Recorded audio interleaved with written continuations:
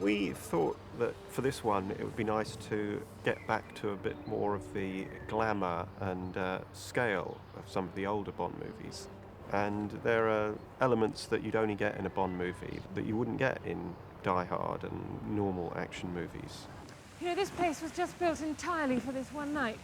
The world of Bond should have this kind of otherworldly, larger-than-life aspect to it. So it's something that doesn't exist in the real world. Barbara Broccoli had seen in a magazine about this ice hotel that gets built every year in Sweden, and that seemed like a fantastic visual feast. We got excited about it, and of course the first thing we did was call Peter Lamont. And he went up and stayed there. And he stayed overnight there. You know, if you have a challenge, give it to Peter Lamont. I went to see the Ice Hotel, and it's, because it's frozen snow, you can't build it that big. We have to have structure.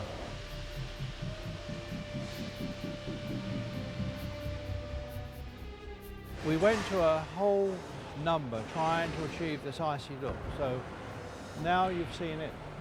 Now we've got this blue on top. Then the fellas come round with, it's like a transparent sugar glass. It's a kind of a plastic, so they kind of spoon it on and you get these kind of icicles hanging down. Then other fellas come round with a stirrup pump, would you believe, with candle wax.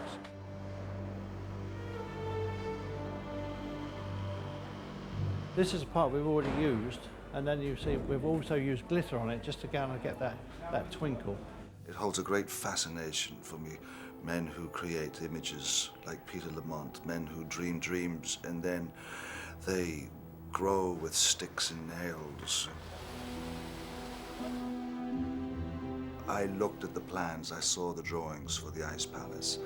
I would visit the set and watch this thing being put together and watch the concrete pilings go down 30 feet, watch the steel girders go in, being bolted, being welded. And knowing then that you are going to work on the set, you are going to be performing, this is your stage. That is the joy of doing Bond. Vodka martini, plenty of ice. You can spare it. James, here for the penguins this time, or for the view again? It was massive. I'd never been on a set that large before, ever. And my next question was, does this place really exist somewhere?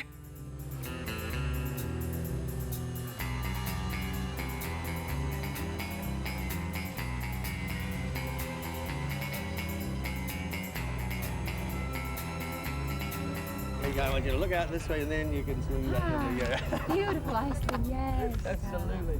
The script initially had us turning up in Iceland to an ice palace built by our villain, and then that was pretty much it. There was a car chase, I remember being in there, but it was always somewhere. It drove around over volcanoes and geysers or something like that. We'd written it and there was the Ice Palace, but Lee rightly pointed out, well, you've got this fantastic Ice Palace, but you only have a couple of dialogue scenes in there. And so he said, let's sink the Ice Palace and have a car chase inside it.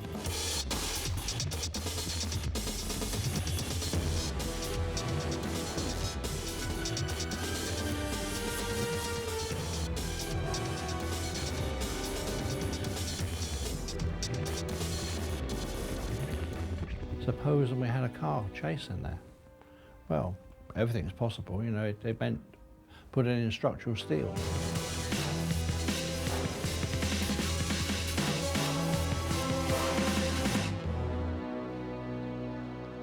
So of course we went back to the drawing board and then had to add all that steel work in, and in some points we had already constructed half the set and we then had to cut into the set a new steel frame just to run the cars on it. We've shot our first, the opening scene, which is it's in its pristine state. Now we're going to where the Ice Palace is starting to melt, and Bond is now in the car chase, chasing the baddie. We're gonna have a car chase in here.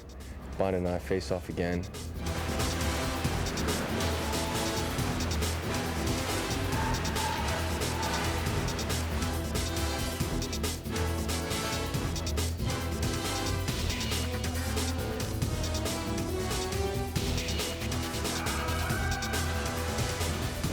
In the roof of the Ice Palace, we've got water pipes there that's going to send down cascades of water, somewhere in the region of 27,000 gallons a minute. And the problem we've got then is it's going to collect in the centre of the floor there, and it's not going to be able to get off the set. So what we're doing now is cutting channels to allow the water to drop into the water tank, which is below. We've got hundreds of things that are going to collapse and break. They'll be racing around on the upper floors. There's missiles. There'll be parts of walls exploding. The car will be running into parts of the walls, and that will be collapsing.